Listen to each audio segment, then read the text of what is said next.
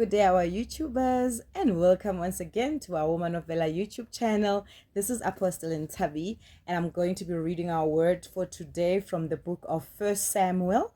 I'm going to read chapter 1, but I'm going to start reading from verse 11.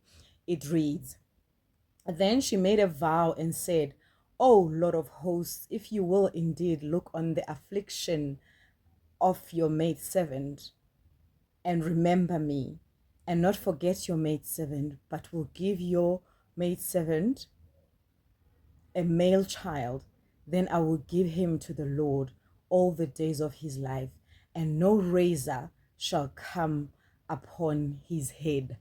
This is a wonderful, wonderful passage that I love so much from this book, because it is about a mother dedicating, asking God for a son, and dedicating the same child back to the Lord.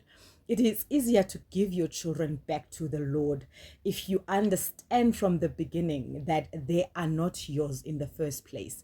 So Hannah was committed to the covenant of motherhood before she ever had a child.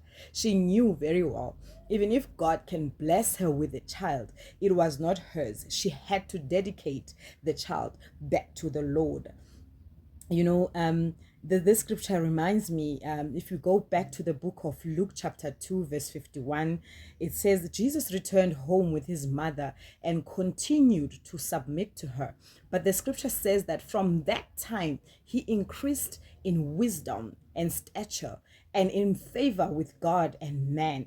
So when you dedicate your children to God, they find favor with men. They find favor with God, because they follow on the footsteps that are preordained for them by the Lord himself. He did not disassociate from his mother, whose loyalty followed him all the way to the cross. Although their roles changed and he became increasingly independent, his love and care for her continued even to his 33rd year and the final moments of his life on this earth. She was still his mother. So it is important, women of God, to dedicate and rededicate our children to the Lord, so that their steps can be ordered once again by the Lord. This is our word for today. I hope you enjoyed it and it made a difference in your life. Have a wonderful week. This is Apostle Ntavi. Have a wonderful week. Shalom.